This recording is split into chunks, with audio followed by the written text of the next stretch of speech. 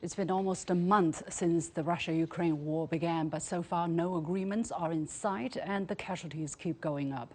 Chinese State Councilor and Foreign Minister Wang has said that war and sanctions are not the only options and dialogue and negotiation is the fundamental way out. Given China's ties with both countries, some have suggested that Beijing can and should play a more significant role in mediation. But what would that look like?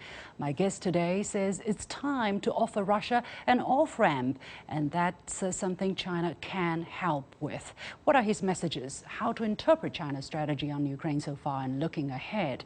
I'm joined in Beijing by Dr. Wang, founder and president at the Center for China and Globalization. Dr. Wang, thank you very much for joining us. So you have heard what the Chinese people say. They're very humble, of course. They're talking from their individual perspective. But concerning the question, what should China do? How active should China be? What is your answer? Yeah, thanks, Liu Xin. And I think this is really what I heard, very, very touching, because I think Chinese people are peace-loving people. They all worry about casualties and the damages, and also devastating to the world economy. I think those are really very natural, spontaneous shows that China is really highly concerned. What I think is actually what can be done, from Chinese perspective. I think that China is the largest trading partner with both Russia and the Ukraine, and also China has an agreement with Ukraine in terms of a nuclear happen. China would actually also support Ukraine, but also China has a joint statement with Russia. So I think given China is the largest trading partner of both countries, and also China has a Belt and Road, and also largest trading partner with EU, China has a huge stake. And also China has 70% of its energy dependent on import, and also a larger grain import as well.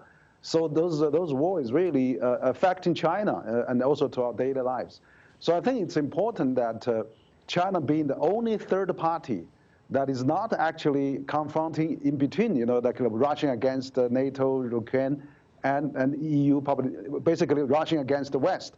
China is the only third party that has a huge influence on both sides. So I think China can play some constructive role and peace mediating. As President Xi said, we love to work with the international community and actually to see a peaceful diplomatic end to this crisis. And I would very sad to see this war of fire has started on the European continental, and China really wants to stop that. What specific examples or what small but realistic steps can China take in your mind at this moment? Because China does not have a great experience or great reputation as mediators of international disputes. So far, China has been very much focused on domestic development and building roads and bridges, but to try to mediate among parties of a very complicated crisis, China has not had a great record. For instance, the six-party talks on the DPRK nuclear issue, China has been trying, but it has stalled. Yeah, you're right. I think China probably wasn't that experienced, but as time has come, I think China has already gaining a lot of experience now. China has, for example, launched the AIB, which is an international multilateral initiative. China has launched the BRI, which is also a multilateral initiative. But I think, even the six-party talks that has conducted in 2005, that China actually was able to get six parties to Beijing and talk many rounds of that. That actually paved the way at understanding and also solution to the UN resolution later on, actually, that on sanction of North Korea. So China did play some role there. But I think this time, we could do something like, like UN P5 plus EU plus Ukraine. Why not we have a seven-party talks? Why can't we set up a multilateral mechanism to really talk about the future of Ukraine and how we can really get this crisis out of the fight? But also, I think, on the other hand, President Xi has a great, impact now. For example, President Macron, Chancellor Scholz, talked to President Xi, and President Xi also talked to President Biden, and President Macron and Scholz talked to Putin again. President Xi also talked to Putin.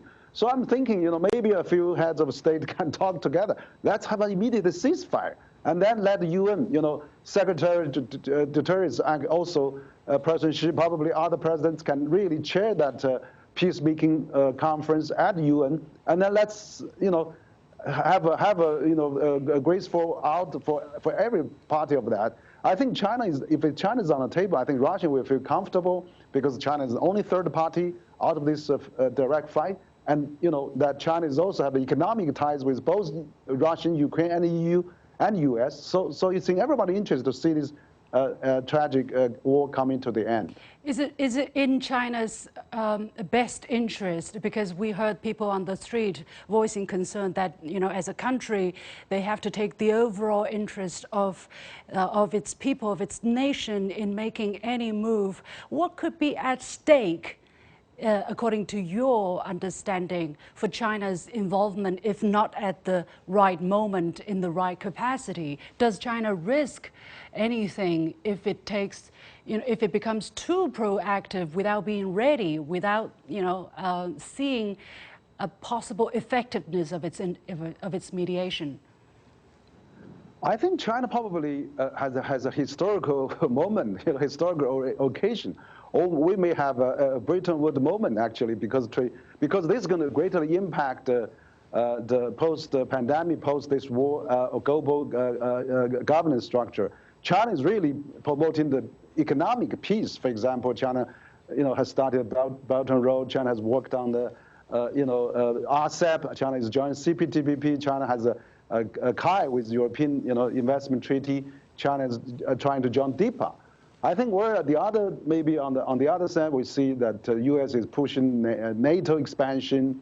U.S. is having Five Eyes and having, we have AUKUS, we have a Quad, we have all those military security lines. So I think China, being an economic promoter, largest trading nation with 130 countries, should really, come in to stop, do the best China can to mediate and working with other countries to see a peaceful end to this, because it's really to China's interest. But also given the special relation China has with Russia, they have such a big, strong economic cooperation. So China, does play a very unique role with both Russia and Ukraine in terms of, trying to calm the situation down and trying to really see this war is not happening, let alone the nuclear war, probably we are talking about. So I think it's in China's best interest to see the war to the end and also stabilize the global economy, as China always do. China can provide more public goods to the world, provide more economic stability. China last year has over 30% of its import-export stabilized provider for the world prosperity. Right. So China wants to continue to do that, and I think it's important. One of the things that one of the people I interviewed pointed out is the complexity of the relationship between China and the United States. And it can be perceived by many people that the United States is wanting China to help fight or deal with Russia, and then the United States will turn around and concentrate on dealing with China. Does that, for the Chinese leadership, is that a black and white situation? Is that a real dichotomy between helping mediate and, resisting the rivalry, the vicious competition from the United States? Well, I think that China just celebrated, last month, the Nixon-Kissinger visit, the Shanghai Communique. I think the wisdom of Nixon and Kissinger should be revisited, that not view China being the strategic rivalry number one or enemy number one. So now I think this Ukraine-Russian crisis has really reminded people China is really a largely, culturally, DNA-wise, is always a peace-loving country. So I think that it's President Xi actually talking to President Biden. U.S. and China being the two largest economy in the world, being the two permanent member of the UN Security Council, have the responsibility to see the end of this war. So I think that message is very clear. Okay. And China would like to work with U.S. Yeah. I don't see. How about Western countries, Dr. Wang? Time is very limited. How about European countries, Western countries? What is China's consideration for their close ties? Because Europe is very important for China as well. Absolutely. So I see this historic moment that China trying to get more active on this, not only improve the relation with EU countries, but even US and Russia. So this is an enormous soft power China has and the impact China has that everybody now sees China has such an important role to play. And I think China should grasp this opportunity. Do you think the Chinese leadership is taking in such messages, is thinking about it, is maybe not in the open, starting to do something, Dr. Wang?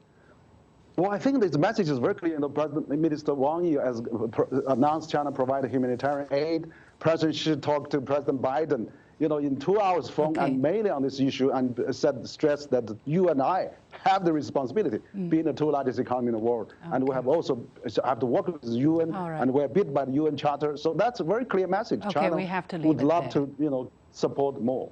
We have to leave it there. Thank you so much, Dr. Wang Huiyao, founder and president of the Center for China and Globalization. And with that, we come to the end of this edition of The Point with me, Liu Xin. As always, you can follow me on Facebook and Twitter using the handle Liu Xin in Beijing. All of that has been our personal opinions, of course. Thanks for watching. You've got The Point.